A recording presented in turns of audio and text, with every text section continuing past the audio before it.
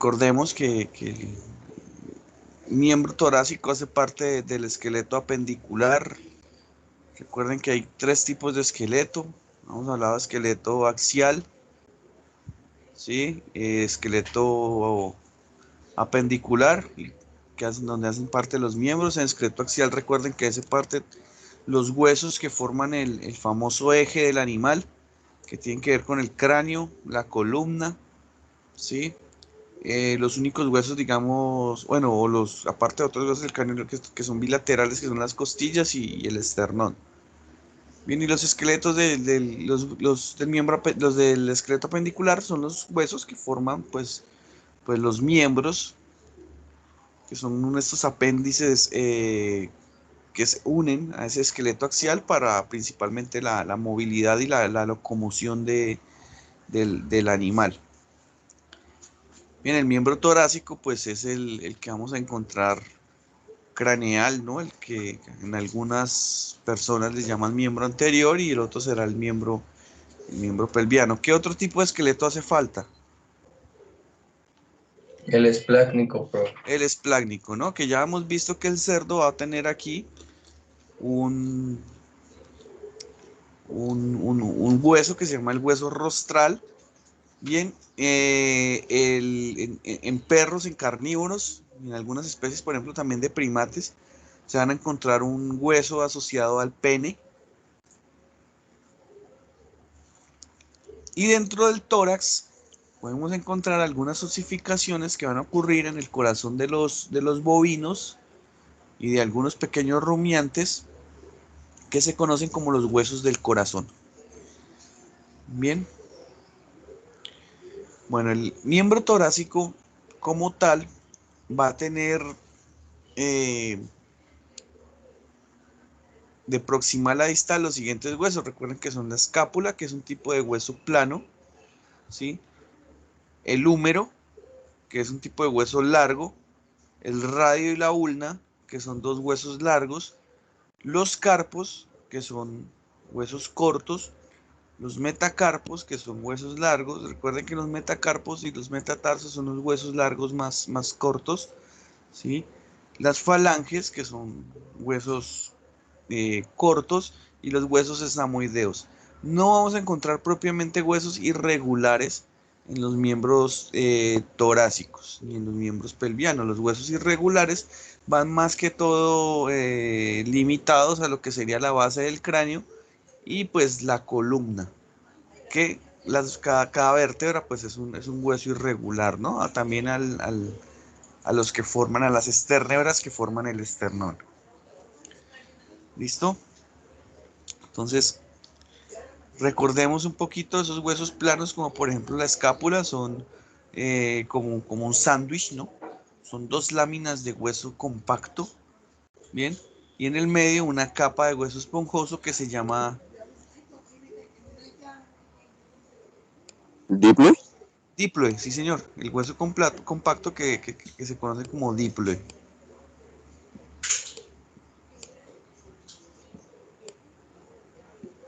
Bien, entonces así está formada, por ejemplo, gran parte de esa escápula. Bien, los huesos largos, por su parte, pues recuerden que van a tener esas distintas partes, ¿no? Van a tener una diáfisis que es como la parte central y que tiene como característica de que va a la par de una cavidad medular, ¿sí? Como para que recuerden. En esa cavidad medular encontramos médula ósea. Esa médula ósea de esos huesos largos, ¿qué hace? ¿Qué hace cuando el animal está joven? ¿Crecen? Sí, pero ¿qué función tiene? Obviamente todas crecen, pero ¿qué función?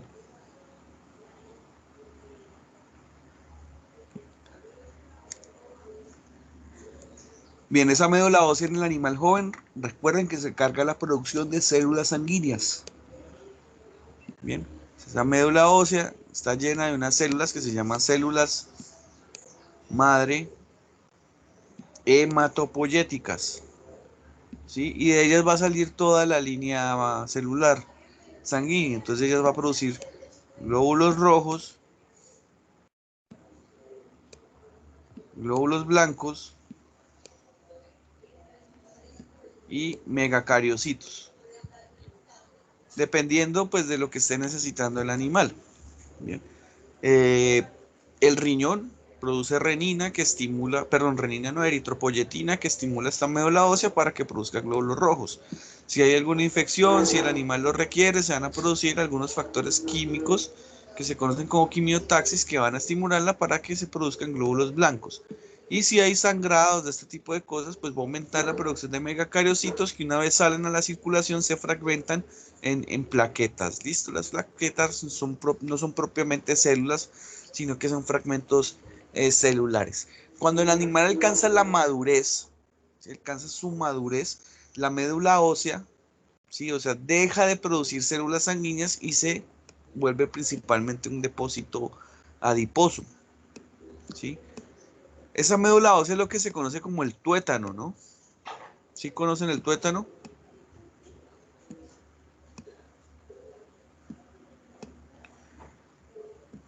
Una No. vez el animal, el tuétano pues es lo que está es un plato, ¿no? Es un plato para comer, venden los huesos así partidos como en este corte y se come, entonces para que lo miren más o menos, igual es la médula ósea. Se convierte en un tejido adiposo que no es funcional para la producción de glóbulos rojos, por lo tanto en un animal adulto la producción de glóbulos, de células sanguíneas se da únicamente por el hueso esponjoso, en este hueso esponjoso de los huesos planos hay de este mismo tipo de células, ¿sí? Principalmente las costillas, las huesas que forman el hueso postcoxal, bien, forman las células sanguíneas, mientras que los de los huesos largos son principalmente un tejido adiposo. Por eso es tan rico en nutrientes, ¿no? Por eso los carnívoros rompen estos huesos y acceden a esta médula ósea. Las otras partes que van a presentar los huesos largos, acá no van a estar, son dos metáfisis. Una metáfisis proximal y una metáfisis distal, ¿sí? Señor.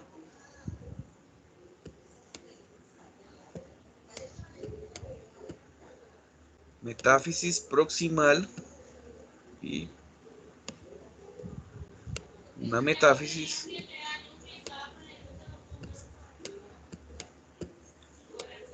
distal. Bien, esas metáfisis me están uniendo esa diáfisis las metáfisis son esos cuellos donde ocurren como esos ensanchamientos, ¿sí? Y me van a unir las diáfisis con estas estructuras que se conocen como las líneas epifisiarias. Estas líneas epifisiarias, pues también lo que se les conoce como fisis o fisuras de crecimiento. Esto, cuando existen, o sea, en el animal joven, son una articulación de tipo sincondrosis, o sea que está unida ¿por qué?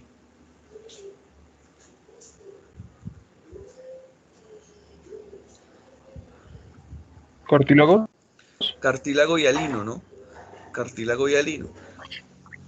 Esto empieza a osificar de adentro hacia afuera, ¿sí?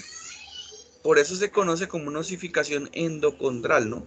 Desde todo el centro empieza a osificar hacia afuera hasta que termina de osificar y osifica ese hueso compacto de la corteza del hueso y ahí es cuando ya el hueso no va a crecer más. Entonces ya el animal alcanza su crecimiento por completo. Uno puede identificar, por ejemplo, el hueso de un animal joven, un animal inclusive que le faltaba algo de crecimiento, pues dependiendo si todavía le queda algo de línea fisiaria, de profundización en esa línea fisiaria. Esas líneas fisiarias en el animal joven, como son de cartílago, pues tienen la característica de que en exámenes radiológicos, por ejemplo, pueden absorber poco o absorben poco material radioactivo. Casi no absorben RX, lo dejan pasar. Por lo tanto, se ven de tipo radiolúcido o negro en una radiografía. No se van a ver. Entonces, en una radiografía también puede verse si un animal es o no joven, ¿no? Por último, lo que queda arriba y abajo, o lo más distal y lo más proximal, se va a conocer como epífisis. Las epífisis proximales y las epífisis distales. Esas epífisis generalmente son las que tienen las superficies articulares con otros huesos y están cubiertas de cartílago hialino de tipo articular. Bien, y generalmente forman articulaciones en los huesos largos de tipo sinovial. ¿Sí? De tipo sinovial. Bueno, ¿qué otra cosa?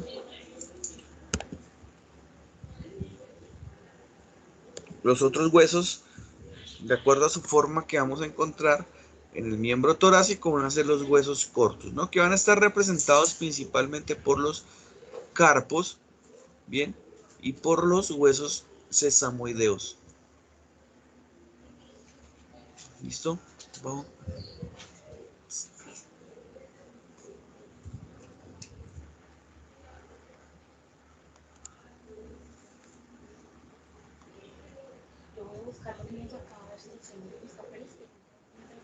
Bueno.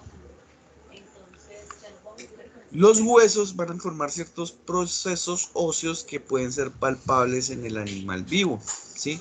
Y en miembro torácico, pues vamos a encontrar varios, ¿no? Y que debemos tener en cuenta, por ejemplo, en un examen semiológico, en un animal vivo, tanto pues en perros, pequeños animales, como en grandes animales. Bien, siendo más fácil esa palpación en grandes animales, debido a que, en pequeños animales, perdón, debido a que grandes animales presentan unas proyecciones musculares mucho más desarrolladas que no van a permitir tanto su palpación y su movilidad. Bien, por ejemplo, vamos a poder ver, bueno, esto es en cuello, ¿sí? En cuello podemos encontrar que podemos palpar los procesos transversos de las vértebras cervicales, ¿sí? Va a ser muy fácilmente palpable la espina de la escápula, los procesos espinosos de las primeras vértebras torácicas, de hecho de todas las vértebras torácicas, sino pues en esta imagen se ven esos. Podemos palpar incluso el cartílago de la escápula, que no es un cartílago muy desarrollado en pequeñas especies, como sí lo va a ser, por ejemplo, en la vaca o como lo era en el caballo, que la escápula tiene un cartílago muy desarrollado. Bien, podemos palpar el manubrio, ¿sí? Lo que sería el cartílago cariniforme. Sí, podemos palpar también entonces la parte de uy, se me olvidó, del tubérculo mayor del húmero y la cresta y la tuberosidad deltoidea. Sí, son palpables también en el animal vivo. De hecho, por aquí pues podemos de pronto notar en esta imagen. Bien, y vuelvo y les insisto, cojan el perro y cojan el gato de la casa e intenten palparlo. Por ejemplo, en un gato, palpar la tuberosidad deltoide es complicado porque la tuberosidad deltoide del gato es poco desarrollada. Bien, podemos palpar a nivel del cúbito. El cúbito es esta estructura que encontramos acá, muchachos. El cúbito es una articulación. ¿Listo? Debido a algunos errores de traducción del libro de Sisson, en español le dicen cúbito al codo, ¿sí? Al codo, perdón, a la ulna, pero el cúbito es el codo.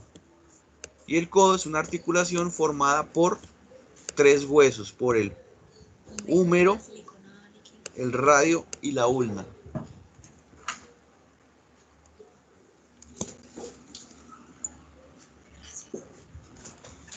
Aquí a nivel de ese cúbito y esa articulación cubital, podemos palpar la cresta supracondilia y el capítulo del epicóndilo lateral del húmero. También podemos palpar el olecrano, la tuberosidad del olecrano, ¿sí? Y podemos palpar, por ejemplo, también lo que sería la cabeza del radio, la parte lateral de la cabeza del radio o la parte medial. También podemos palpar el epicóndilo medial, por ejemplo. ¿Listo? Aquí pues a nivel distal podemos palpar, por ejemplo, la base de los metacarpos, podemos palpar pues los carpos y también podemos palpar el carpo accesorio en estos animales. Las regiones que vamos a encontrar acá son las siguientes. Bien, bueno, estas ya las había dicho, pero no sobra decirlas porque van a estar, digamos, ligadas, que es la región cervical dorsal, la cervical lateral. Toda esta, recuerden que es la cervical ventral, pero pues va a estar dividida en este caso, por ejemplo, en la región laringia, ¿sí? Región cervical ventral. Y ya propiamente en el miembro torácico tenemos la región escapular o de la espalda, ¿sí? En relación con la escápula, el hombro, ¿sí? Que es la articulación que es la articulación humeral formada entre la escápula y el húmero, la región braquial, que tiene relación con el húmero. Hacia aquí, hacia caudal, encontramos esta que parece con 11, una región pequeña que en grandes animales ya vamos a ver es más desarrollada y me va a impedir en algún grado el acceso, por ejemplo, completo y semiológico al examen del tórax, que es la región tricipital. ¿Sí? Esta región tricipital va asociada a un músculo. ¿A qué músculo creen? Al tríceps. Al tríceps braquial, ¿no? Recuerden que tiene nombre y apellido, al tríceps braquial. Esto que está aquí es la región cubital o del codo, ¿sí? Relacionada con 3 huesos: húmero, radio y ulna, la región del olecranon, la región antebraquial, el antebrazo, y todo esto es la mano. Recuerden que el perro es un animal digitígrado, más no es un ungulado, ¿no? Camina sobre sus dedos, pero no sobre la punta de sus dedos. Es un digitígrado. Bien, y encontramos acá la región carpal o la muñeca. Tóquense ustedes ahí a medida que vamos viendo esto. El carpal es donde está su muñeca. En su muñeca van a estar los carpos. La región metacarpiana, ¿sí? Donde está la mano, propiamente la palma de la mano. Si ustedes se tocan y se palpan en este momento, pues van a ver que ahí hay unos huesos larguitos que son los metacarpos. Y esta que aparece con 17, la región digital, ¿sí? En donde ya van a estar los dígitos, ¿sí? Que serían formados por las falanges. Bien, ¿alguna duda respecto a esto?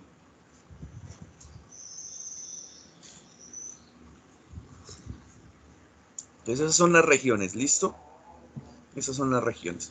Recuerden que en términos direccionales, todo esto es que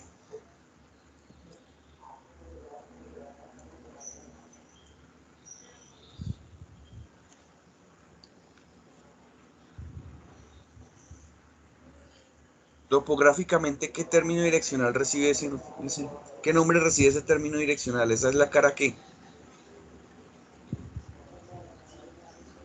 Lateral. no, Lateral. el borde, muchachos, el borde. Dorsal. Ay, No, ¿cuál es? Daniel. Craneal. De acá desde el carpo. Entonces, esto sí que sería. Ahora sí, esto es Dorsal. dorsal. Esto es Palmar. Palmar. Ah, no, eso no, eso es Caudal. caudal, lo contrario de caudal. craneal. Y esto es, Palmar. eso sí es palmar. ¿Listo? Toda esta, ahora sí, esta es la cara que Lateral. lateral, y obviamente lo Lateral. contrario, digamos lo que alcanzaríamos a ver aquí, el otro es la cara medial. Medial. Bien, bueno. Tener en cuenta que hay veces no se ve. Afortunadamente en la universidad tenemos unos huesos muy bien armados, unos esqueletos muy bien armados, y podemos ver la posición. Hay veces hay unos esqueletos que están colgando, ¿no? Entonces se ve el miembro así, ¿sí? Entonces, en algo, cuando uno va a referenciar eso mismo en el animal, pues se confunde. Esta es la posición propiamente. Entonces, la escápula y el húmero forman un ángulo abierto de más de 90 grados, ¿sí? Esta es la superficie flexora de la articulación humeral, caudal. Craneal, encontramos la superficie extensora, o sea que el húmero, el hombro, perdón, hacia acá extiende y hacia acá flexiona. ¿Listo? Yo creo que hablar de qué es flexión y extensión sobra, ¿cierto, muchachos? Eso es de anatomía 1 y ustedes lo saben muy bien. ¿Sí o no?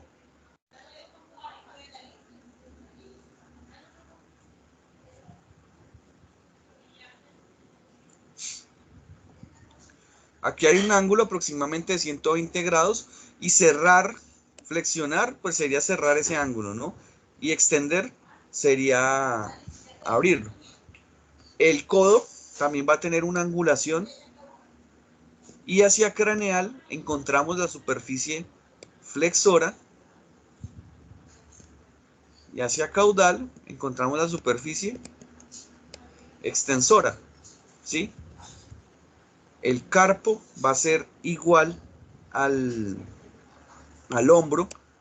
Cráneo dorsal va a ser la superficie extensora. Y caudo palmar va a ser la superficie flexora. Y los dedos son lo mismo.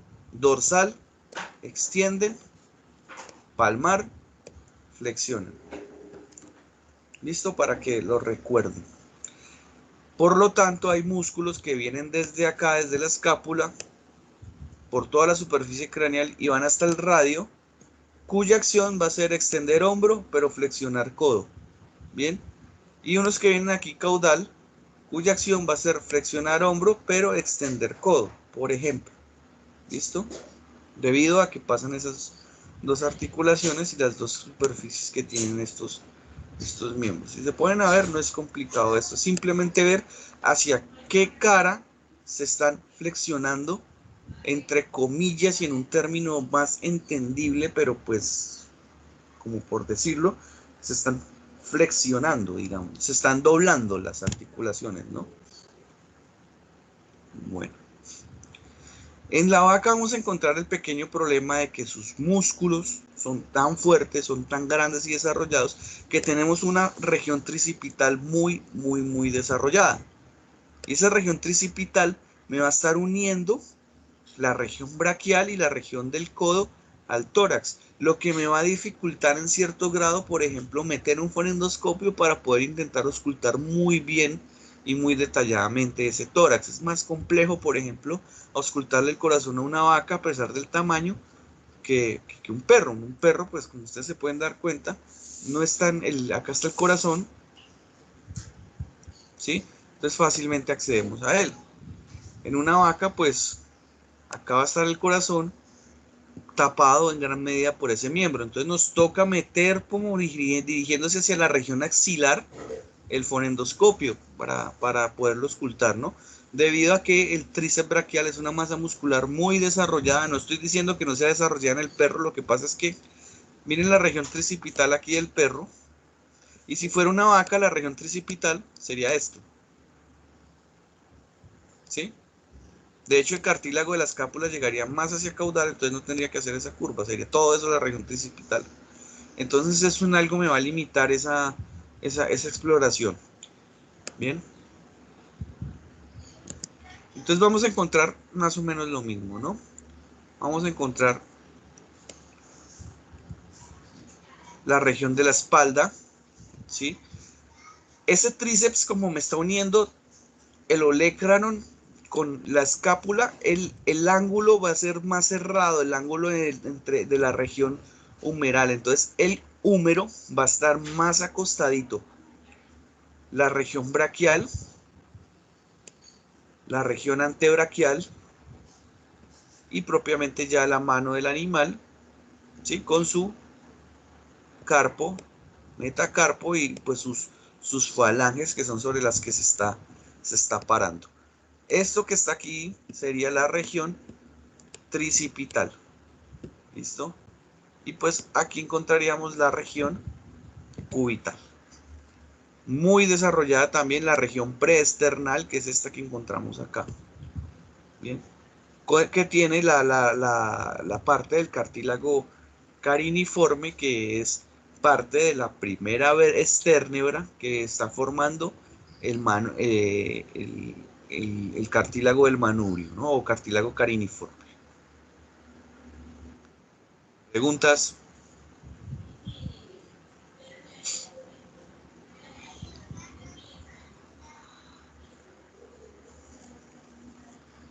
No olvidemos que aquí vamos a encontrar una región en donde ya empezamos a palpar los procesos espinosos de las vértebras torácicas, que se llama la región interescapular, porque está entre las dos escápulas, y que esto es lo que se conoce popularmente como la cruz, porque si hacemos una línea por todo el plano longitudinal medio, ¿sí? Y después otra en relación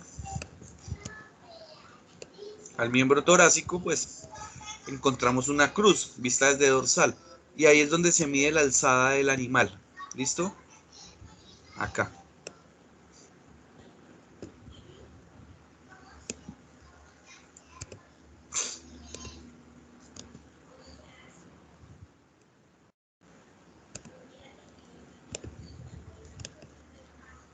Bueno, continuamos. Bueno, estas son dos escápulas. Bien, son dos escápulas. Esta es una escápula de un equino. Bien, es una escápula de un equino. Y esta es una escápula de un perro. Y esta, voy a mostrarles. A, canino.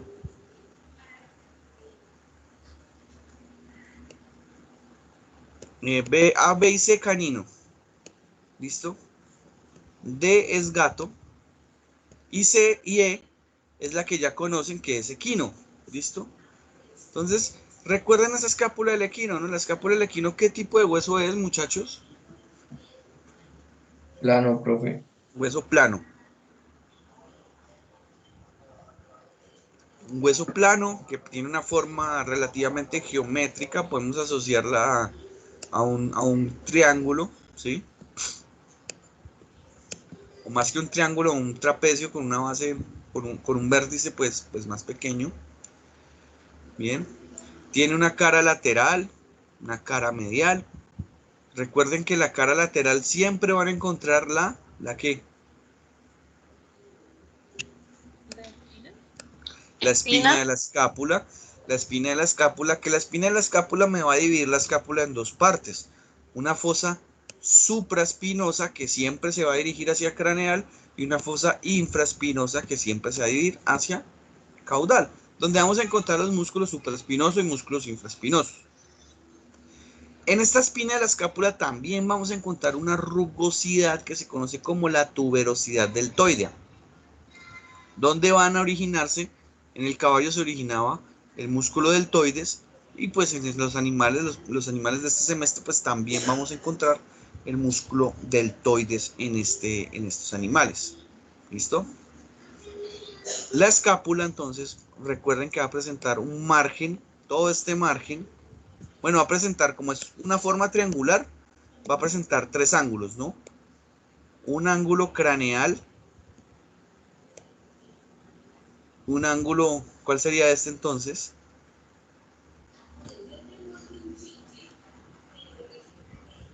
Caudal. Caudal, y pues si terminara aquí me formaría un ángulo ventral.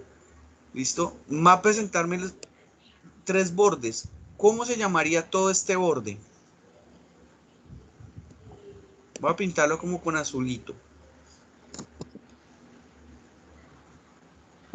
Borde craneal.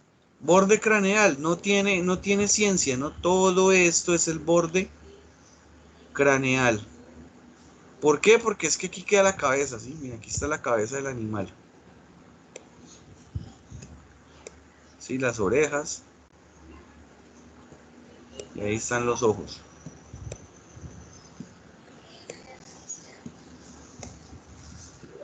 ¿Sí? Entonces esto es craneal. Entonces ese es el borde craneal. Bien. Vamos a cambiarlo por verdecito. ¿Cómo se llamaría entonces este borde? Caudal. Caudal. Borde caudal. Borde caudal. Yo cómo sabía en el caballo cuál era el craneal y cuál era el caudal.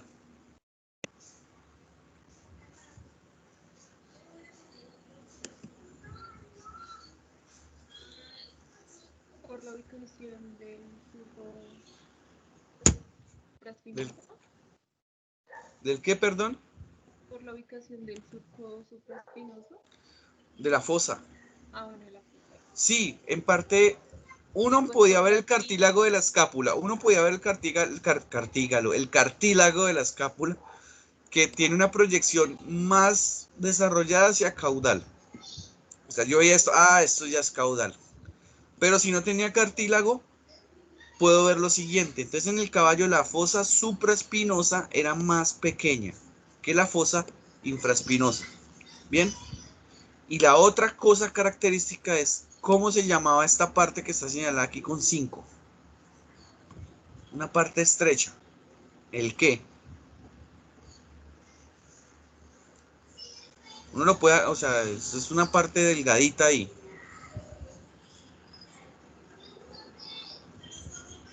Generalmente a esos estrechamientos en unas estructuras anatómicas, ¿cómo se les dice?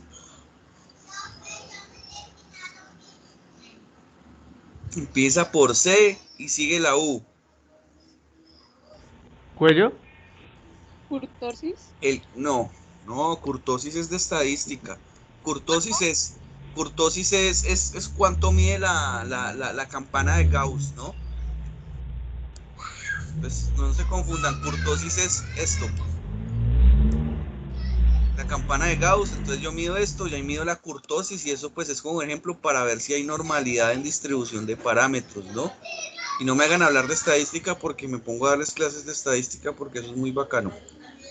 Cuello. Profe, ¿Listo? ¿esto también es la escotadura? ¿Cuál escotadura? Pues escapular, ¿no? No. Ok. Escotadura. Escapular. Sí. No sé dónde vio eso. Es que yo lo vi, yo tengo una aplicación en el celular de anatomía pero humana y sale como esa parte, o sea, como comparándolas y es como la escotadura escapular. Ah, no, pero es que en humanos sí hay una escotadura. Me refiero. Sí, sí tienen razón, sería el equivalente. En humanos viene aquí y hace esto. Y si no me cree, revise. Y aquí hay un ligamento.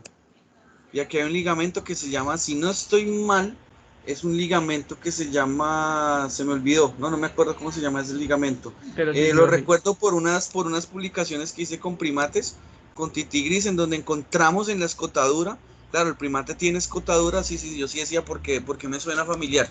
Sí, es la escotadura, pero en estos cuadrúpedos no hay escotadura, pero en primates sí hay. Revise la escápula del humano y verá que tiene algo, una prolongación así bien marcada. Sí, Y aquí esa va a sí, haber un profe, tal cual. ligamento. Y había un ligamento. Entonces aquí más que escotadura vamos a hablar es de cuello, porque es que no está esa estructura. Sí, señor, sí, sí, tienen razón usted en ese sentido, pero, o sea, sí, no. Ahí está la escotadura escapular, pero pues en cuadrúpedos no vamos a en cuadrúpedos domésticos no vamos a encontrar esa escotadura como tal. Entonces le decimos es cuello. Bien. Ah, Y de hecho listo. ahí hay un ligamento. De hecho, en perros hablan de que hay un ligamento aquí remanente. Bien. Por ejemplo, en primates y en humanos, ese ligamento que se me pasa en este momento. Les voy a subir un artículo, el artículo ese del trabajo que hicimos con escápula en primates para que lo lean, porque encontramos ese ligamento, no, parce, se me va en este momento el nombre. Ese ligamento tiende a osificarse, ¿sí? A volverse hueso. Y por esa escotadura en el humano y en los primates va el nervio supraespinoso. Sí, aquí viene el nervio supraespinoso. Y cuando se osifica ese ligamento, pues presiona el nervio. ¿Sabe quién también tiene esa escotadura? Los, no sé si todos los chenartras, pero sí por lo menos los hormigueros. Los tamandúas, que de hecho esos bichos tienen dos espinas de las escápulas, o esos bichos tienen unos huesos rarísimos. De hecho, mañana estén pendientes del grupo, les mando unas fotos de unos huesos de unas escápulas de tamandúa que vamos a ver si les metemos unas escaneadas ahí con un Kinet, a ver cómo nos queda, pero para que las vean cómo son de raras esas vainas. Entonces tienen esa escotadura y por ahí va ese nervio, y esa vaina se osifica y presiona el nervio y ahí vienen dolores. Entonces, por ejemplo, en muchos humanos, ese dolor de hombro, sí, que presenta ya porque se está osificando a veces es el manguito rotador, pero hay veces es ese ligamento que se osifica y presiona los nervios que van ahí. Entonces, el tratamiento es operar, ¿sí? Bueno, entonces seguimos acá. Ese es el cuello de la escápula. El cuello de la escápula es mucho más marcado en el borde craneal. Entonces yo viendo dónde es más marcado el cuello de la escápula, ¿sí? Y cuál es la fosa más pequeña, pues ya ubico cuál es craneal y cuál es caudal. Y asimismo, cómo es izquierdo y cómo es derecho. ¿Cómo me puedo guiar también? Con esto. Esto se llama el tubérculo supraglenoideo. ¿Sí? Tubérculo supraglenoideo y siempre va a estar craneal. ¿Listo? Que es una bolita bien desarrollada. Y hacia medial me va a formar una estructura que se llama el proceso coracoides, que sería pues este 11 que está acá, que es muy desarrollada, por ejemplo, en el caballo y en algunas especies. Entonces así yo me ubico si es craneal o caudal. Bien, entonces esa era la escápula del caballo. Listo, vamos a ver si son capaces de darse cuenta acá. ¿Qué le ven de raro? O qué le ven? Esta es la del perro. ¿Qué le ven de distinto al perro con el caballo? Pues aparte de la forma, ¿no? La forma del borde craneal de la escápula del perro es más redondeada que la del caballo, ¿sí? Por lo tanto, las formas, ¿sí?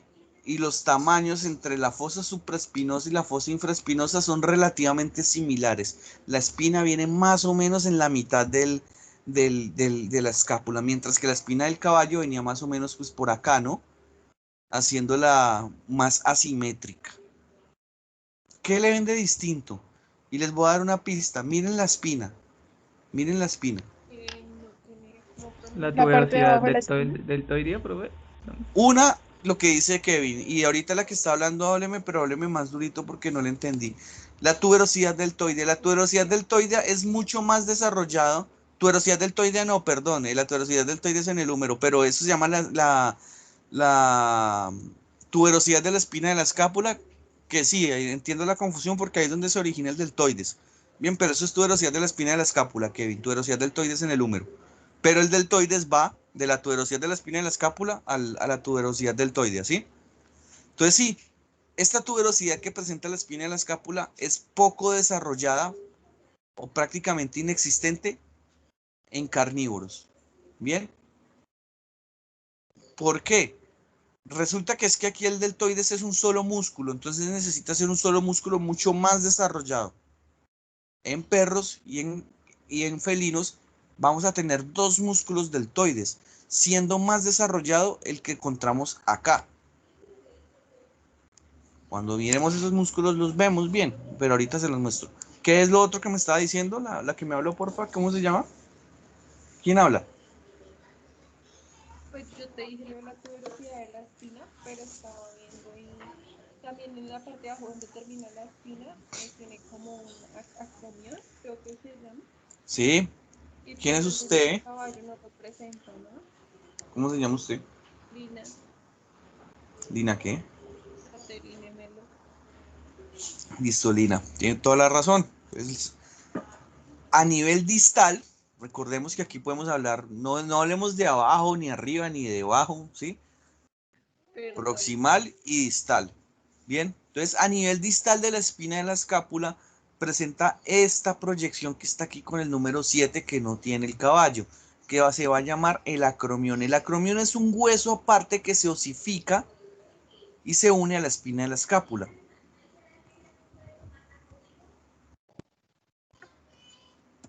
¿Sí? Mírelo acá.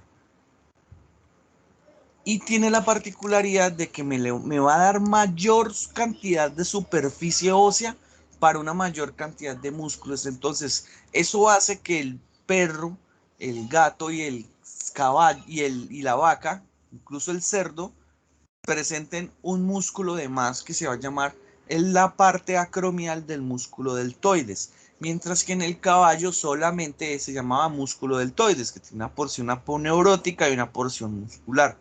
Aquí vamos a tener entonces un deltoides que va de acá al húmero y viene acá.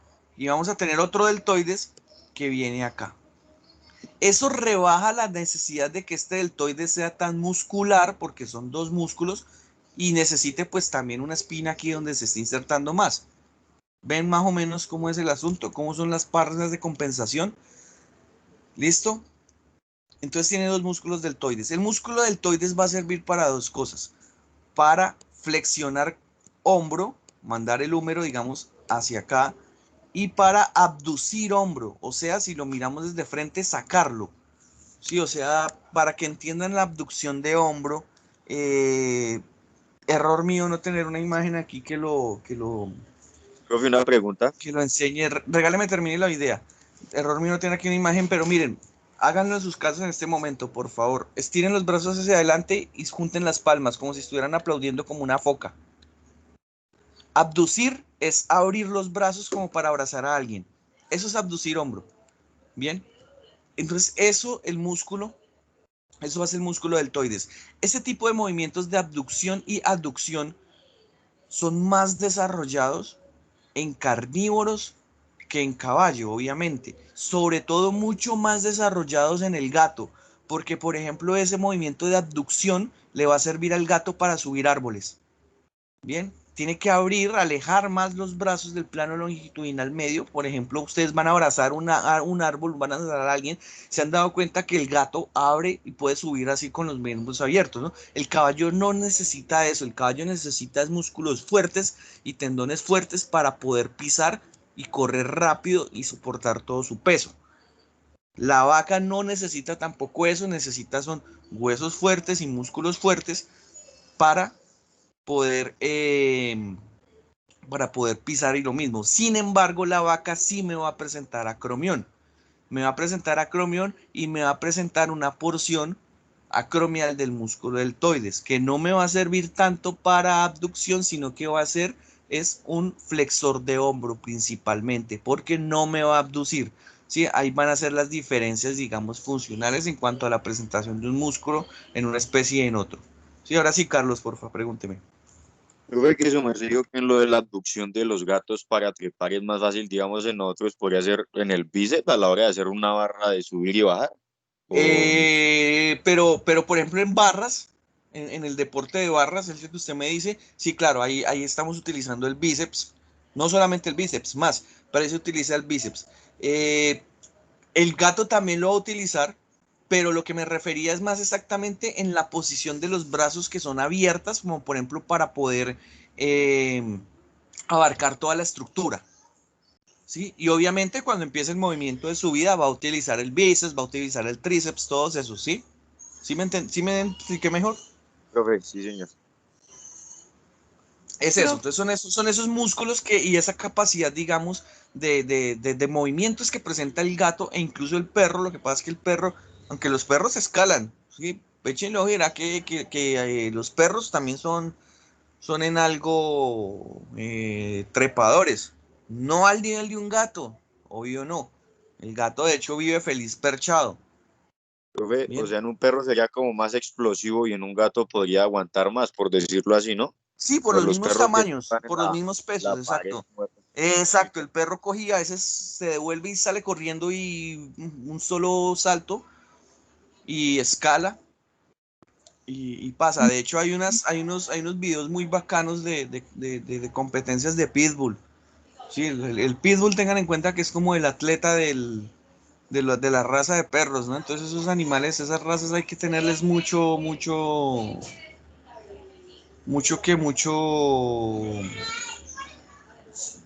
hacer que gasten mucha energía.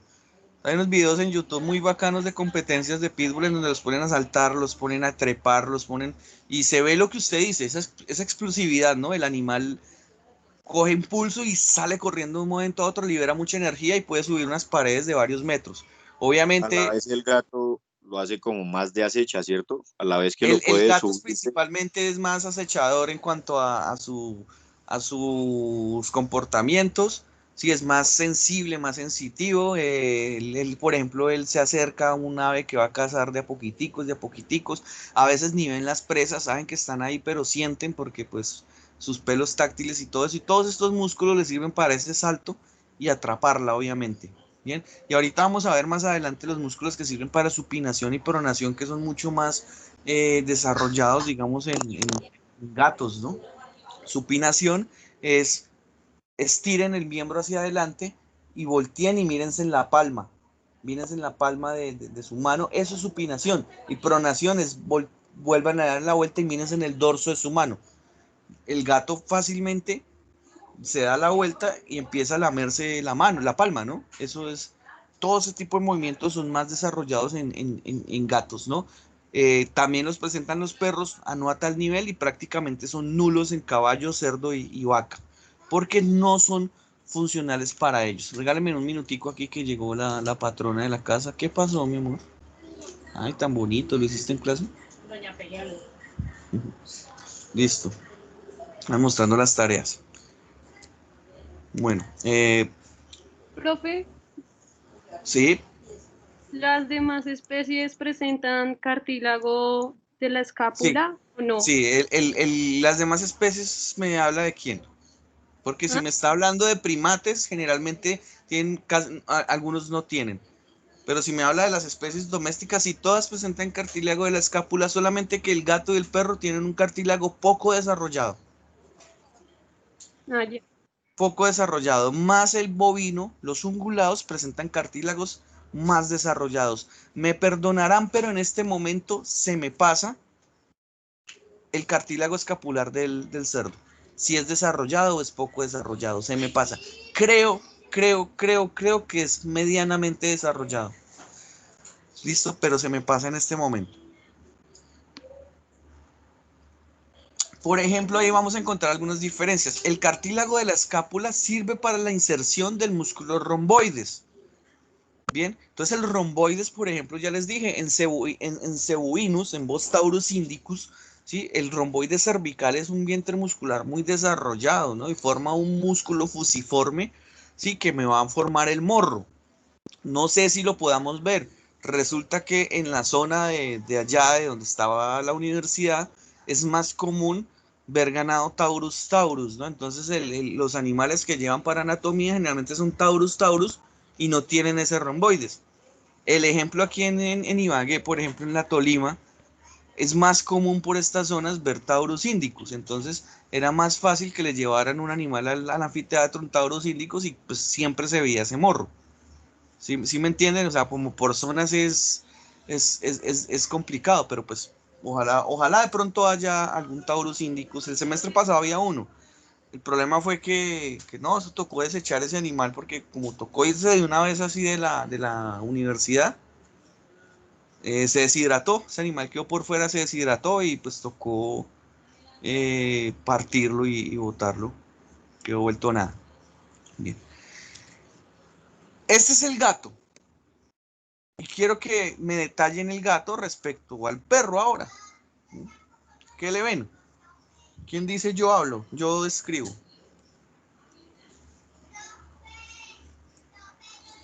En la parte distal tiene ¿Y como quién un es yo? proceso ganchoso. Lina. Lina. Que en la parte distal ¿La parte distal de quién? de la escápula. Pero, ¿qué parte de la escápula?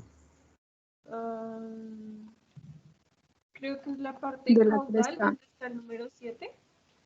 Pero el 7 es el acromión. Sí, pero de ese acromión sale un proceso ganchoso, ¿no? Que se ve como una punta. Se va a hacer un proceso que parece un gancho, sí señora, me está diciendo usted. Ese, Sí. sí. Bien, entonces resulta que el acromión presenta una pequeña prolongación acá en perros, muy desarrollada en gatos, que se llama el proceso amato.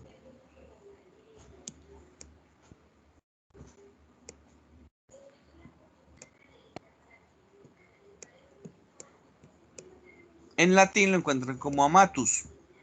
Bien. ¿Sí? Voy a el acromión, como para que me entiendan, voy a pintarlo con otro color. Es todo esto. ¿Mm? ¿Sí? Y presenta el proceso amatus o amato en el perro y en el gato. Resulta que en el gato, pues como dice Lina, tiene como un ganchito ahí arriba. ¿Qué es esto? Ese se llama el proceso supra Voy a colocarlo aquí para no repetir. Supra. Supraamato. ¿Listo? Entonces, el ganchito que sobresale hacia distal en el perro y en el gato se llama proceso amato.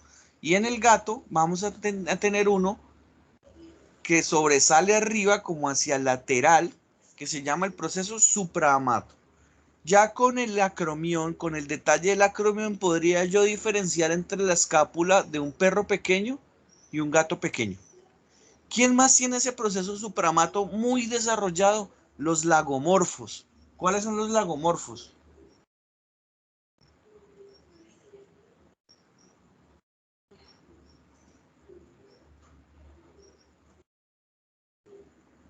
¿Los conejos, profe? Los conejos y liebres y chinchillas. ¿Listo?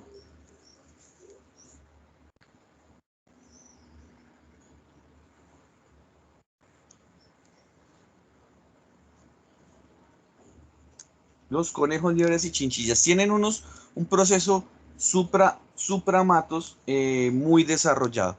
¿De qué sirve? Acá viene mayor inserción del músculo deltoides. Entonces, miren, esos músculos deltoides tienen mayor superficie de inserción en estos animales que lo utilizan más.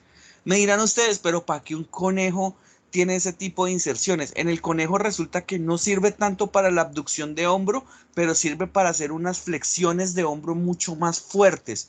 ¿Y por qué hace unas flexiones de hombro mucho más fuertes el conejo? ¿Para qué creen que flexiona mucho el conejo la articulación? ¿Para saltar? Bueno, uno para saltar, pero es que para el salto utiliza más los miembros pelvianos. ¿Qué hace Profe, para biológicamente el correr, conejo? Sí, para correr, son muy porque rápidos, tienen siento la más razón. cortas las de adelante que las de atrás, ¿no? Pero para saltar utilizan las de atrás, pero para guiarse sí utilizan bastante las de adelante. Pero hay otra cosa en la que usted me dice que tiene que utilizan mucho las de adelante y es parte de la biología del animal. Reproducción. ¿Cómo? Esa es como la aerodinámica del conejo a la hora de correr y escapar, ¿cierto? Sí, lo manejan, pero hay otra cosa que lo utilizan y que tienen que tener muchos movimientos de flexión y extensión en ese miembro torácico. Y son muy eficientes para ello. Y no se imaginen el conejo en una jaula. Vuelvo y les digo, cuando yo les pregunté que analicen el por qué estructuras anatómicas en especies, no se imaginen el animal ni en la casa, ni en el establo, ni en la piara, ni en el potrero, ni el conejo en la jaula. Imagínense en el animal cómo sería en su estado libre. ¿Qué hace un conejo? ¿Dónde vive un conejo?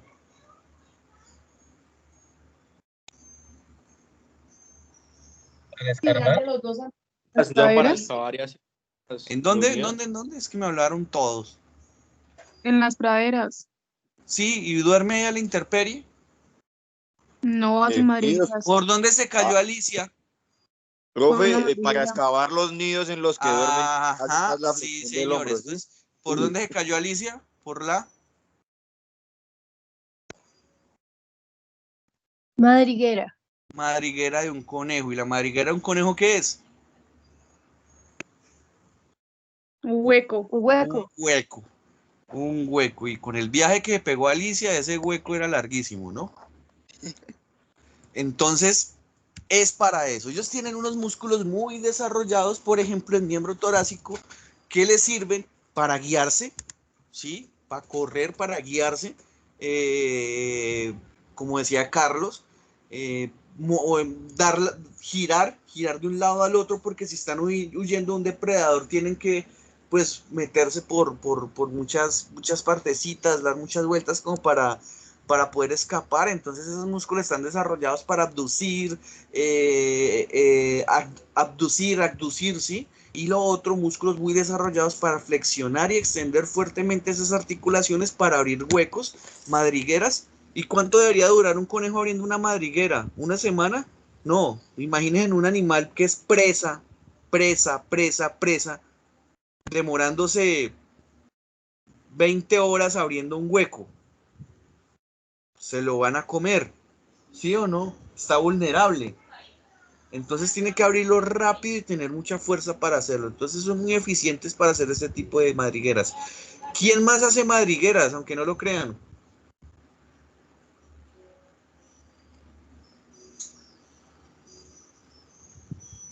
Los curís. Bueno, los curís sí, pero no nos vayamos tan lejos. Sí, los curís. De hecho, allá en la universidad hay curís, no sé si los han visto. El Cavia porcellus, no me acuerdo la subespecie, que es una especie endémica de esa zona. ¿Sí la conocen? Uno que es como de color cafecito. Allá en el Profe, laguito de las fincas. ahí se ven por la carretera Por el cuando es bien separador, temprano, sí, tipo señor. 5, 5:30 de la mañana, cuando Sí, uno va a la universidad. en el separador de la autopista norte estaba. Yo no sé ahorita con la invasión que hicieron ahí, que cagada toda esa fauna, ¿no? Y también, qué cagada esa fauna ahí atrapada en medio de ese separador. Cuando hicieron esa carretera no hubo ningún manejo ambiental. Esa fauna debieron haberla capturado y haberla liberado, Sí, por ejemplo, hacia los lados de los humedales, ¿no? profe, una pregunta. Bueno, mientras me pregunta, vayan El pensando qué proceso, otro animal hace madrigueras son doméstico, que lo pueden tener en la casa. el Dígame. gato, No, el gato no. el perro, Hamster. profe. El perro. El perro. El perro. Ustedes, hay veces se les sale ese instinto y él es bueno excavando, ¿no? Y guardando cosas. Profe, una Eh, pregunta, sí, principalmente eso es de la descendencia de los lobos, que ellos hacen las madrigueras en la nieve para, pues, atravesar los sí, inviernos, ¿no? sí. Y guardar, digamos, en la nieve restos de comida y que no se dañen. Inclusive dicen que pueden llegar a abrir el permafrost, que eso es una vaina, o que toque el permafrost lo que guarden. El permafrost es tierra congelada. Sí, y en teoría es porque permanentemente está congelada, no se descongela. Entonces guardaban ahí, digamos, los restos de las cacerías y no se dañaba, es como una especie de nevera. Y el perro tiende a ser madrigueras, entonces, y échenle ojo a veces a esos perros de fincas que son bien salvajes, que tienden como a meterse debajo de las cosas, ¿no? Yo me acuerdo inclusive cuando yo vi noveno para mí era en una finca, en la granja Armero Guayabal, aquí en el Tolima, todo el semestre. Y una perra que era bien silvestre, mejor dicho, entre el bordecito de una de las casas de allá de la finca y la carretera, ahí abrió el hueco y lo abrió literalmente, lo abrió en media mañana, en una mañana máximo, ¿sí? Lo abrió y ahí hizo el hueco y allá fue donde tuvo las crías. Entonces ellos tienen ese instinto de abrir esos huequitos, ¿no? ¿Listo? Profe, yo por ejemplo lo he visto pues, en un perro que yo tenía, que cuando se emocionaba mucho y Empezaba a estaba rascar el piso. como muy no, no el piso, se subía a mi cama o a la cama de mis papás y cuando uno estaba ahí y estaba muy emocionado porque uno estaba teniendo la cama, cogía y hacía en las sábanas. Sí, hacen el hueco en las sábanas y se meten allá, sí. Sí, ellos tienen eso. O la perra cuando va a parir tiende a buscar sitios oscuros debajo de la cama, todo eso, ¿no? Lo que pasa es que vuelvo y les digo, lo sacamos del ambiente natural, aunque ellos ya no son animales naturales, pero pues tienen algo de ese instinto, ¿no? Tienen algo de ese instinto y como pues me bien decía Carlos ahorita, ellos vienen del lobo, ellos son 99% lobos.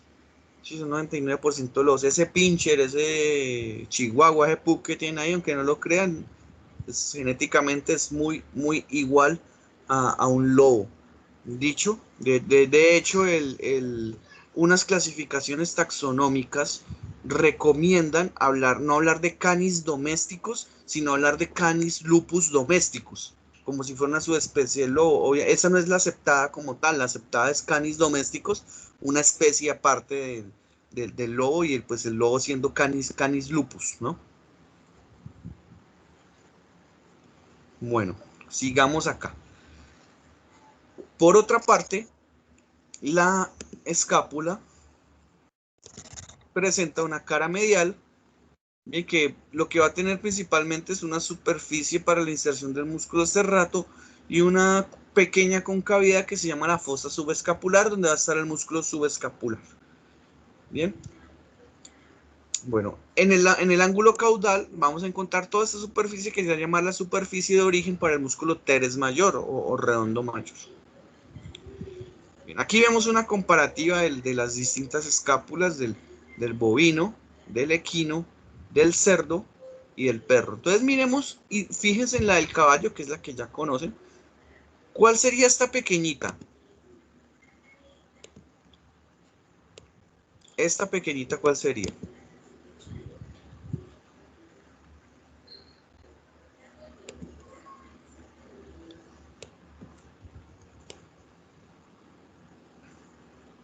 Esa es la que. Supraespinosa. ¿La qué? ¿Esa es la supraespinosa? Pero, Felipe, Sí, señor. ¿la qué? ¿Qué es supraespinosa? Fosa supraespinosa. La fosa supraespinosa, listo, la fosa supraespinosa. En el bovino, la escápula es muy similar a la del equino. Solamente que, ¿qué me va a tener?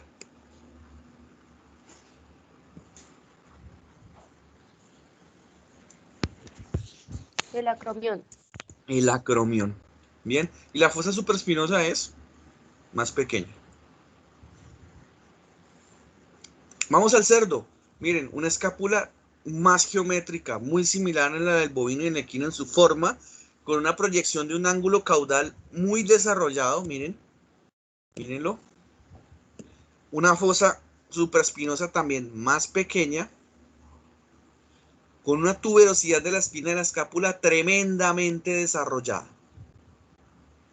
Sí, que me hace por dos, me hace por tuberosidad de la espina y me hace por acromión, porque aquí me está insertándose el músculo deltoides.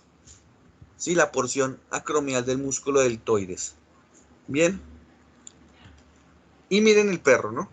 Miren el perro. El borde craneal es redondeado y el borde caudal es recto. Entonces ya así más o menos sé cuál es izquierda y cuál es derecha. ¿Todas estas escápulas son izquierdas o son derechas? ¿Izquierdas? Miren bien. Derechas. Son derechas. Son derechas, ¿no? Como tengan en cuenta que la fosa supraespinosa siempre va hacia craneal. Entonces, ¿dónde va a ser craneal? ¿Acá o acá?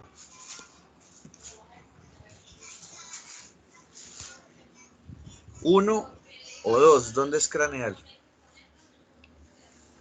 Dos. Dos. ¿Listo? Acá es craneal y acá es caudal. ¿Listo? Entonces la cabeza está para allá, muchachos. ¿Listo? La cabeza está para allá. Me háganme un favor, muchachos. Qué pena. Regálenme 5 minutos.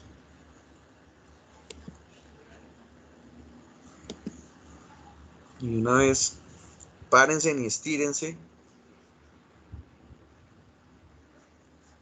Que no sé qué me pasó en los ojos. Y estoy jodido. Me voy a buscar las gafas. ¿Listo? Entonces, 5 minutos exactos, por favor. A las 10:27 volvemos, ¿listo? Mientras busco esas gafas que no sé dónde están porque estoy con una irritación terrible. Y debe ser por eso. No me pongo las gafas desde hace como 3 días.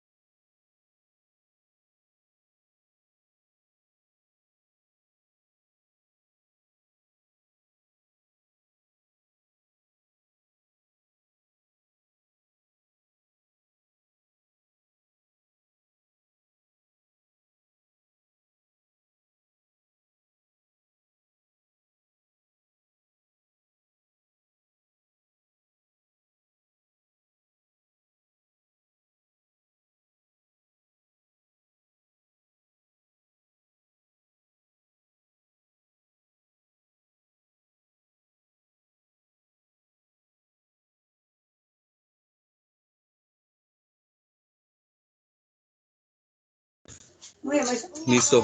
Buenas. Ya volví.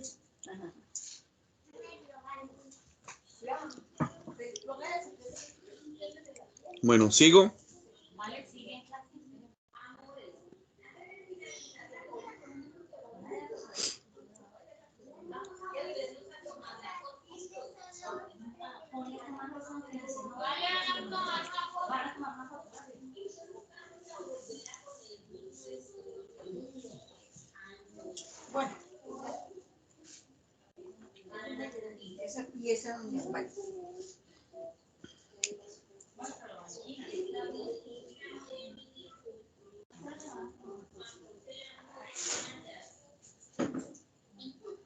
Buenas.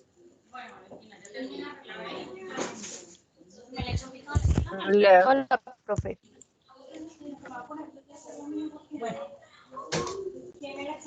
Bueno. Esperen, leo una cosa acá.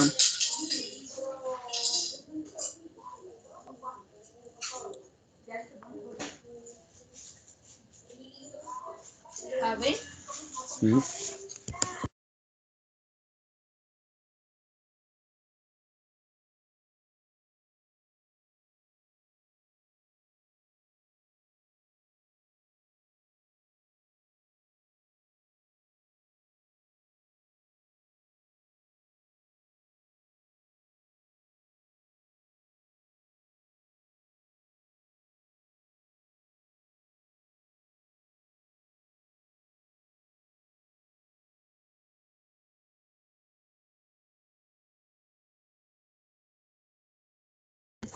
Listo, ya llegué acá.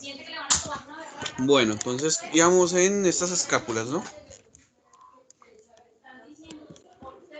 Bien. Esta es la escápula del gato, ¿no? Entonces una escápula, obviamente, pues el tamaño es mucho más pequeño. Bien, es un tamaño mucho más pequeño.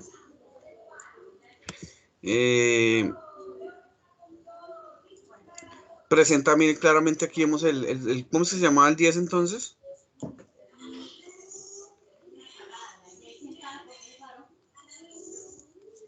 Acromión. No, ¿El supramato? el proceso supramatus. El acromión sería el 8, ¿no? Y el 9. Amato. Y el 10, supramatus. ¿Listo? Bueno. Aquí pues también una vista 3D, donde lo podemos ver más claramente. Esto sería el tubérculo supraglenoide. Y lo que quiero que vean aquí es esto. ¿Qué creen que es esto?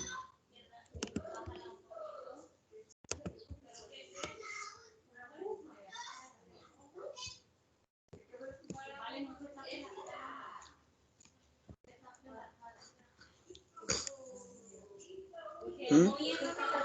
¿Qué parece? ¿No son los huesitos de la clavícula? De hecho es la clavícula, esas son las clavículas. Entonces el gato va a presentar, puede ser que no las presente, pero generalmente las presenta dos clavículas, una izquierda y una derecha, pero que actúan más en función de tipo de hueso sesamoideo. Se encuentran dentro del músculo brachiocefálico, bien más exactamente a nivel de una inserción que les estaba hablando ayer. De hecho les hablaba cuando les mostraba el brachiocefálico de la vaca, que tiene una inserción tendinosa y como un grupo de tendones, una línea tendinosa que se llama inserción clavicular del músculo brachiocefálico, ¿no? La inserción clavicular del brachiocefálico. En el gato propiamente pues encontramos la clavícula, pero no está articulada con otros huesos. La clavícula, por ejemplo, en los animales con clavícula funcional articula con el esternón y con el acromión. Si, por ejemplo, en humanos encontramos una articulación cleidoesternal y cleidoacromial. Bien, en primates, roedores, roedores, no sé, lagomorfos. Los lagomorfos presentan clavícula. Cuando el animal presenta clavícula, no vamos a encontrar músculo brachiocefálico como tal, sino que encontramos músculo esternocleido y cleidobraquial. Ese músculo cleidobraquial, ¿sí? No se va a llamar cleidobraquial, sino que se va a llamar parte clavicular del músculo deltoides. parte clavicular del músculo deltoides, porque va pues de la clavícula a la tuberosidad deltoidea. Entonces los animales con clavícula funcional tienen 3 músculos deltoides, ¿listo?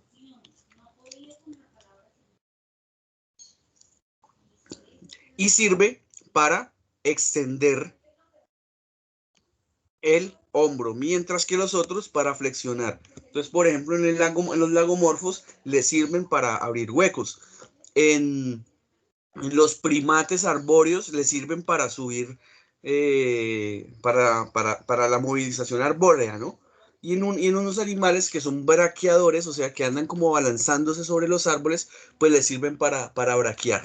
Eso se llama braquear. Por ejemplo, aquí en Colombia, los braqueadores son los monos arañas, ¿sí? Eso les dicen monos arañas, su movilización es braqueadora, que andan como movilizándose como si fueran los brazos unos ganchos.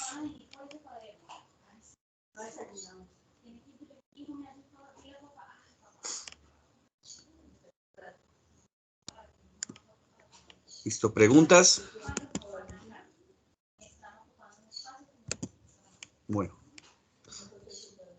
La articulación humeral, conocida pues popularmente como glenohumeral, pero realmente es humeral.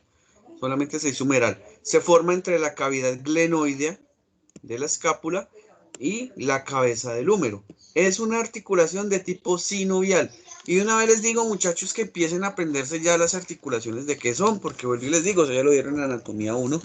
Entonces, de una vez vayan leyendo de qué tipo son las distintas articulaciones que vamos a encontrar, tanto en miembro pelviano, miembro torácico, ¿sí? Y pues de ahí también las que vamos a encontrar en el esqueleto axial, por ejemplo, en las costillas, en las vértebras lumbares y todo y vértebras torácicas.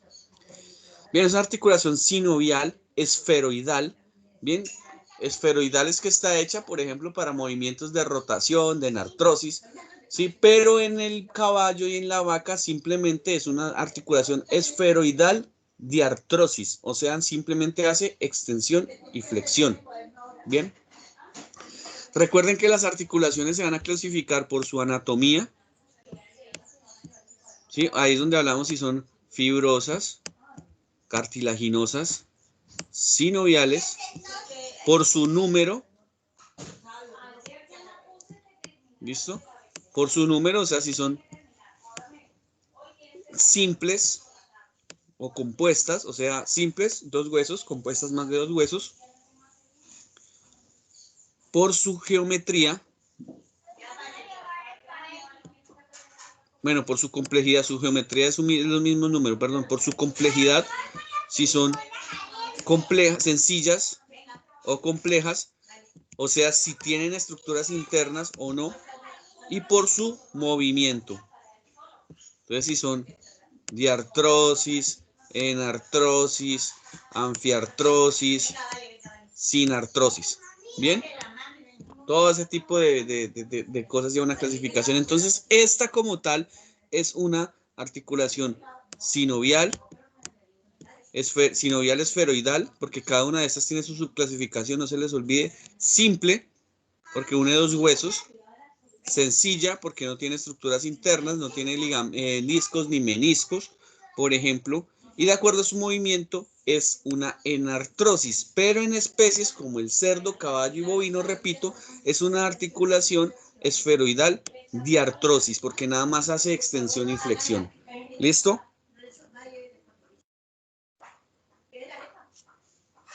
Bueno, ¿qué encontramos aquí? Simplemente vamos a encontrar pues una cápsula articular fibrosa que va a formar unas especies de cintas que se conocen como cintas glenohumerales, que vienen pues de la cavidad glenoidea al húmero como tal, pero no encontramos nada como propiamente un ligamento o algo así bien desarrollado que haya que describir. Vamos a encontrar músculos que van a servir de músculos amboceptores, o sea que le van a dar estabilidad a esta articulación, que van a ser el supraespinoso, que viene aquí en este nivel, ¿sí? Y el infraespinoso, que viene por acá. Bien, que viene por aquí. Y vamos a encontrar en la cara medial el músculo subescapular. Bien, que le van a dar estabilidad a esa articulación. ¿Listo? Como no hay unos ligamentos propios como tal, necesita que esos músculos y esos tendones musculares le den estabilidad, llamándose esos músculos de tipo amboceptor. Bien. Bueno, como es una articulación sinovial, ¿qué encontramos en este espacio? ¿Qué hay en este espacio? Líquido. ¿Líquido qué? Sinovial. Sinovial. Líquido sinovial, ¿no? El que vale millones. Bien.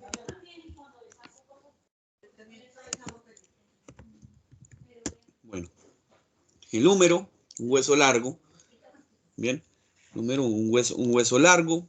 Entonces, como veíamos, un hueso largo va a presentar dos epífisis, dos metáfisis y una diáfisis. Proximal, distal, tanto la epífisis como la metáfisis y una sola diáfisis. No lo voy a repetir porque pues ya lo dije.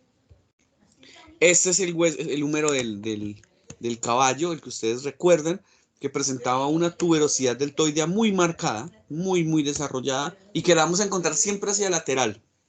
Bien. Y una cabeza del húmero que siempre va a estar hacia caudal. Bien. El húmero en la parte proximal entonces va a presentar, en el caballo presentaba 3 tubérculos. El tubérculo menor, que siempre es medial. El tubérculo mayor, que siempre es lateral. Y en el medio encontramos un tubérculo intermedio. ¿Sí? ¿Cómo sé cuál es el tubérculo mayor? Pues primero es el más grande. Pero pues si tengo dificultad de ver cuál es el más grande o el más pequeño, pues voy a mirar la tuberosidad deltoide. Entonces, generalmente el tubérculo mayor continúa con la tuberosidad deltoide. Entonces, sé que el tubérculo mayor es lateral y que la tuberosidad deltoide es lateral, entonces este es lateral. Y que los tubérculos son craneales y la cabeza es caudal, por lo tanto, esto es un número izquierdo. ¿Listo? Porque aquí nos estaría viendo el animal de frente. Listo, ahí nos estaría viendo el animal.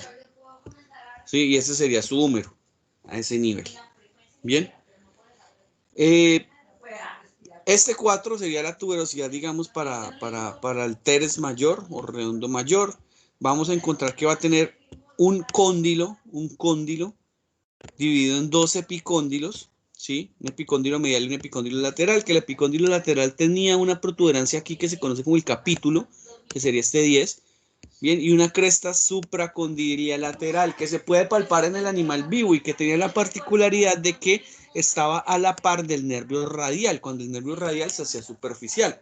Entonces, por lo tanto, en animales que se encuentran mucho tiempo en decúbito lateral, esa cresta supracondilia puede presionar y producir una isquemia del nervio radial, ¿no? Generando pues la muerte del nervio como tal, que no debería pues ocurrir. Por eso los animales grandes no está en su naturaleza estar echados, ¿sí? Porque generan ese tipo de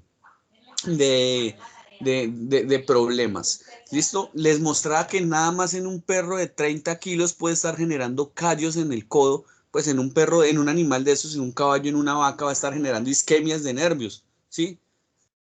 Inclusive isquemias musculares que van a generar necrosis isquémicas y pues que van a dañar el miembro y van a ser un animal que va a terminar en una eutanasia o en un asado, ¿no? Depende pues del animal. Como tenía 3 tubérculos, vamos a encontrar 2 surcos intertuberculares por donde iban, por ejemplo, el tendón del bíceps braquial. Acá venía el bíceps braquial. Bien, como para que recuerden eso. Tenía una fosa radial hacia craneal que se encontraba dorsal a la tróclea, proximal a la tróclea, y una fosa del olecranon que se encontraba pues proximal a la tróclea, pero por la cara caudal.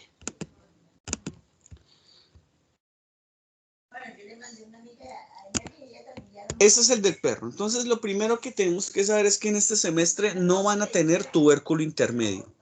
Bien. Entonces, tanto la vaca como el cerdo, como el gato, como el perro no van a tener tubérculo intermedio. Entonces, va a tener nada más 2 tubérculos. El tubérculo mayor, ¿sí? Y el tubérculo mayor, que sería este 1, y el tubérculo menor. Por lo tanto, solamente va a tener un surco intertubercular. Por ahí sigue yendo el tendón del bíceps braquial. Bien, la tuberosidad deltoidea en el perro es desarrollada, pero no es tanto. Sería este 5. La cabeza estaría este 2 con una superficie plana. Bien, redondeada, plana no, perdón, sino lisa, redondeada, cubierta de cartílago hialino para formar esa articulación. Y quiero que le eche un ojo a esta parte. Le eche ojo a esta parte, al cóndilo. Entonces el cóndilo va a tener un epicóndilo medial, 8, y un epicóndilo lateral, con el 10, con una cresta supracondilia lateral. Listo, miren aquí, bien desarrollada. Y una tróclea, que va a articular con la ulna para formar una articulación, un gínglimo. Una articulación de tipo sinovial, de tipo gínglimo, que tiene acciones de flexión y extensión. ¿Qué le ven a ese cóndilo de diferente en el perro?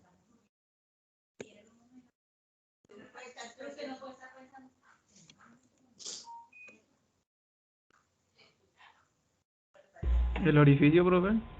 El orificio. ¿Qué orificio? Pues no sé cómo se llama. ¿Pero qué orificio? O sea, ¿qué? Un roto, ¿no? Sí, pues el que está en la parte distal del hueso, pues. Distal del hueso, pero proximal en la tróquea, ¿no? Exacto. Listo. Entonces tiene este orificio, mírenlo. Este orificio está comunicando tanto la fosa radial como con la fosa del olecrano. Bien, los comunica. Este orificio, muchachos, en el perro es tremendamente importante para darle congruencia a la articulación cubital. Bien, es tremendamente importante. Y vamos a ver por qué. Y pues la otra semana, cuando les dé la clasecita de problemas articulares, pues vamos a se van a dar cuenta también el por qué. Les puedo adelantar algo de una vez hoy. Este orificio es característico de los caninos. Sí, de los caninos. El gato no lo tiene. Pero el gato, este es el húmero del gato. Tienen que ser muy detallistas y díganme qué diferencia le ven. La fosa no está tan abierta o... Las fosas no están comunicadas, más bien. Ni la fosa radial ni la fosa del olecrano no están comunicadas. ¿Listo?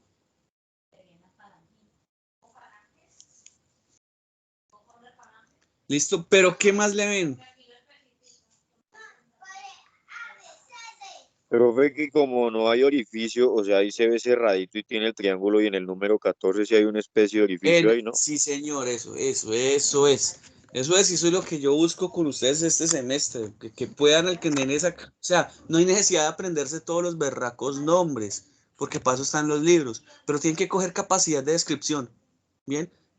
Y de visualización y de descripción. Tiene un orificio y está señalado con el número 14. Bien, eso es característico de algunos carnívoros. Entonces, esos dos orificios, tanto este como este, son característicos de los húmeros de especies de carnívoros. Entonces, por ejemplo, este orificio yo lo he visto en cánidos, lo he visto en zorros, y este orificio lo tienen los gatos, y lo he visto, por ejemplo, también en cuzumbos, ¿sí? En huesos de cuzumbos, ¿sí? Este foramen creo, es que no creo que también lo he visto, por ejemplo, en huesos de mapache, ¿sí? Por ejemplo. O sea, este orificio también lo he visto en tamandúas, en distintas especies de animales silvestres. Bien, los tamandúas no son carnívoros, pero por ejemplo también lo presentan. Entonces, estos orificios son muy importantes. ¿Y por qué? Vuelvo y les repito. Este que tienen los perros se llama foramen supratroclear. Supratroclear.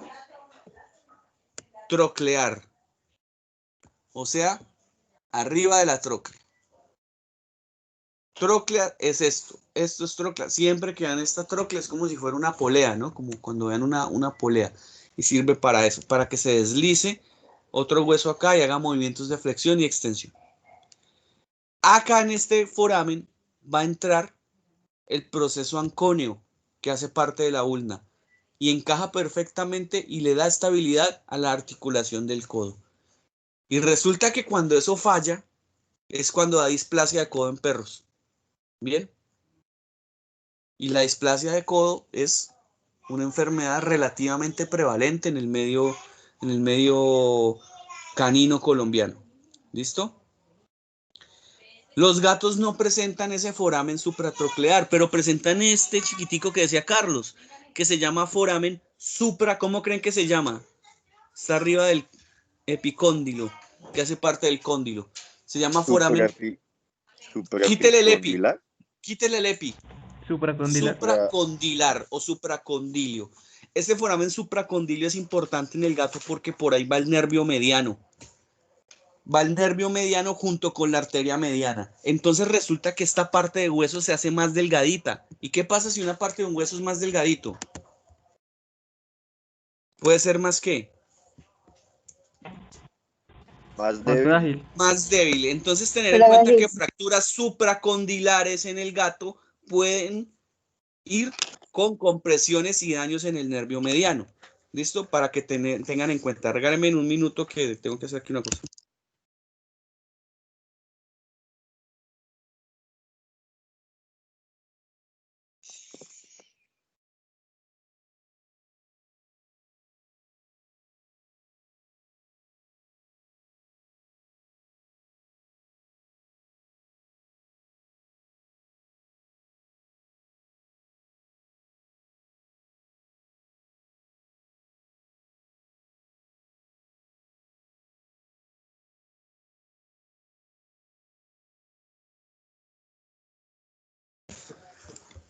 ¿Listo? Bueno, entonces tener en cuenta eso.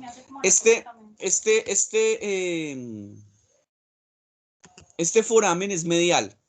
Es medial. Entonces, cuando el gato, que es relativamente prevalente este tipo de fracturas pues, por los hábitos de los gatos, ¿sí? Que el gato cayó del tercer piso, tienden a caer parados.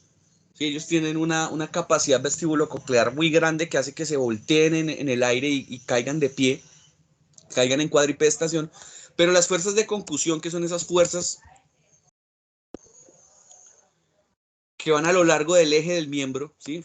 O sea, pisa y van hacia arriba, pueden llegar acá y como esta es una parte débil, lo rompen y pueden ocurrir entonces esas fracturas supracondilias con afectación del foramen supracondilio que ocurre medial, pueden ir bien con compresiones del nervio mediano. Entonces, aparte de la fractura, el animal va a llegar es con un déficit neurológico. ¿Qué tipo de déficit neurológico? Pues no van a servir los músculos que estén inervando el nervio mediano. ¿Y qué músculos inerva el nervio mediano? Pues inerva, por ejemplo, algunos de los músculos flexores de carpo y flexores de dedos. Entonces, ¿qué va a pasar con un animal? ¿Va a poder flexionar dedo y carpo? No. Va a tener disminuida su flexión de dedo y de carpo. ¿Listo? Bueno. Los distintos húmeros de las distintas especies. Bien. El bovino con una tuberosidad deltoidea no tan desarrollada como en el equino. Bien. Un tubérculo. Esta es una vista caudal, ¿no? Todos son vistas caudales por si acaso. Esta es la cabeza. Este es el tubérculo mayor. Miren que es muy desarrollado. De hecho, en bovinos encontramos que el tubérculo mayor tiene una porción craneal y una porción caudal. Sí, esta es la tuberosidad deltoidea. ¿Qué sería esto que ven acá? Miren.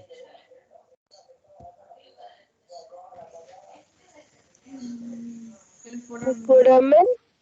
¿Cómo se llama ese foramen? Foramen nutricio. Un foramen nutricio, sí, señor. Foramen nutricio, que recuerden que foramen nutricios presentan casi todos los huesos, que es por donde van a entrar, por ejemplo, las arterias que lo irrigan y van a salir las venas que sacan la sangre y va a salir también el drenaje linfático. También van a entrar nervios. También van a entrar nervios porque el hueso es inervado. El hueso es inervado y a lo largo de todo este periósteo se distribuyen vasos sanguíneos, vasos linfáticos y nervios, ramos nerviosos. Por lo tanto, el hueso duele. El hueso duele. Todo este periósteo del hueso duele. Las fracturas duelen. Bien, las fracturas duelen. La fosa, esta es la fosa del olecranon, y no vamos a encontrar este tipo de foramen ni supracondilio ni supratroclear en bovinos, ni en cerdos, ni en equinos, ¿no? El equino, ya lo conocen, una tuberosidad deltoide bastante desarrollada, lo que genera un surco para el músculo braquial mucho más evidente. Bien, el cerdo no va a tener una tuberosidad deltoide desarrollada, y el perro que pues va a tener una tuberosidad deltoidea poco desarrollada, pero la presenta. Este es el del gato, ¿sí? Delgados, largos, curvos, son los huesos de los gatos, ¿sí? Como hechos para amortiguar golpes. Bien, si usted ve una radiografía de un gato, son muy larguitos y medio curvaditos, así, entonces como que uno entiende, digamos, la habilidad del gato viéndole esos huesos. Bien, la cresta, el tubérculo, la tuberosidad deltoidea sería por aquí, no se ve, se siente, hay que pasarle la yema de los dedos para sentirla, y pues característico entonces aquí el foramen supracondilio, que es medial. Bien, este 5 que estaría aquí sería pues el capítulo común. La articulación, ¿sí? O sea, no es fuera del tema, pero de lo que su merced dijo, que ahorita cuando un gato salta de muy alto, no sé si su merced ha visto un video que un gato está escalando como una torre y por lo menos cae desde unos 15 pisos y pues el gato cae y sigue caminando. En ese momento, Sí. ¿qué daño sufre el gato? Pues uno puede haber sufrido daños articulares, vuelvo y les insisto, con las fuerzas de concusión. Son esas fuerzas que uno siente cuando salta, que sienten las articulaciones. Y si alguien tiene ya una rodilla jodida, por la cual no pudo ser futbolista, me entenderá. Cuando salten y uy, me rodilla, esa es la fuerza de concusión, como las articulaciones pegando. Entonces uno pudo haber tenido ese tipo de daños. Dos, daños en órganos también pueden tener. Sí, se sueltan, por ejemplo, se desgarran los riñones, ¿no? Se sueltan de su tejido fibroso que lo sostiene. Bien, ¿En la parte neuronal también? No sé, no, habría que ver, porque si el animal salió caminando, aunque generalmente la adrenalina pasa eso. Yo he visto animales que los han atropellado, les pasan por encima de la columna los carros y salen corriendo 10, 15 segundos y ahí se caen. Bien, o sea, el impulso eléctrico aguantó para eso, pero ya después hubo la desconexión y ahí hubo el daño, ¿no? Entonces, en ese tipo de caídas, pues generalmente los daños que pueden ocurrir son daños articulares y digamos daños a tejidos blandos por la misma fuerza. La ventaja que tienen los cuadrúpedos cuando caen en 4 patas respecto a los bípedos, por ejemplo un humano que le pasara lo mismo y cayera de pie, es que el daño y el choque sobre la columna, la concusión, insisto, no va a ser la misma, porque como ellos tienen, como ellos tienen la columna en este sentido, ¿sí? Digamos esas son las vértebras y estos son los miembros. La concusión va a afectar principalmente a los miembros por la fuerza. En cambio, un bípedo que caiga de pie, ¿sí? Bueno, ¿sabe qué articulación se puede afectar bastante ahí? La articulación, puede haber desgarros de la sinsarcosis de la escápula, del cíngulo torácico y el cíngulo escapular, y puede haber, digamos, fracturas de cadera. Y en humanos, cuando caen parados, digamos, de esa altura, la concusión va a afectar a la rodilla, obviamente. Pues digamos, aquí en cuadrúpedos también afecta a la rodilla, a la cadera, puede haber fractura de fémur, fractura de acetábulo, ¿sí? Se va, y puede afectar a la columna, ¿sí? Todas estas vértebras empiezan a pegar. Entonces esa concusión en estos animales no ocurre tanto por la misma posición cuadrúpeda. No sé si me logren entender eso. O sea, caen con el piso, viene una fuerza aquí, la concusión es la fuerza que se devuelve. Hagan de cuenta la fuerza de un balón de baloncesto. Viene una fuerza acá, pega contra una superficie dura y devuelve. Entonces cae el animal, la fuerza, y devuelve. Entonces pueden afectarse las articulaciones. Principalmente yo le diría ahí que se verían afectadas muchas articulaciones. Ese animal salió corriendo ese día, pero si no se murió después de unos 3, 5 minutos, al otro día o ese mismo día va a tener completamente adoloridas sus articulaciones. Bien, y puede tener daños articulares. Inclusive pudo haber quedado con fracturas en huesos. Y en humanos el problema es que cuando cae esa columna y caen de pie, pues va a ocurrir eso. De todos modos va a haber golpe, digamos, a nivel coxal, y pueden haber fracturas de columna. Bien. Hasta quedar cuadrapléjico ya, ¿no? Claro, puede quedar cuadrapléjico. ¿sí? O parapléjico, ¿no? En el caso más de buenas, o cuadrapléjico en el peor de los casos, si no es que se muere, porque es un choque en cadena, ¿no? Hagan de cuenta un choque, un tren, cuando un tren se estrella, un vagón le pega a otro y le pega a otro, le pega a otro, le pega a otro. Lo mismo pasa con esa columna en bípedos, ¿sí? Esa fuerza va dañando discos intervertebrales, puede generar fracturas y puede generar daños medulares, ¿no? Entonces esas son la ventaja del gato, vuelvo y le digo, los huesos están hechos para eso, ¿sí? Además, adelante tengo unas radiografías de unos gatos y pues se darán cuenta que los huesos son, uno los ve y nos dice, esos huesitos son livianitos. Los toca y cuando los veamos allá, afortunadamente ya tengo, no muchos, 2, 3, pero tengo unos esqueletos de gato para estudio. Antes no había ninguno cuando llegué, ¿sí? Y se van a dar cuenta cuando los toquen, ve, estos huesitos parecen de mentiras. Inclusive parecen los huesitos de un ave. Bien, que los huesitos de un ave son la mayoría neumáticos, no tienen médula ósea porque tienen que ser livianos para el vuelo. Bueno, quedamos aquí entonces, muchachos, en la articulación del codo.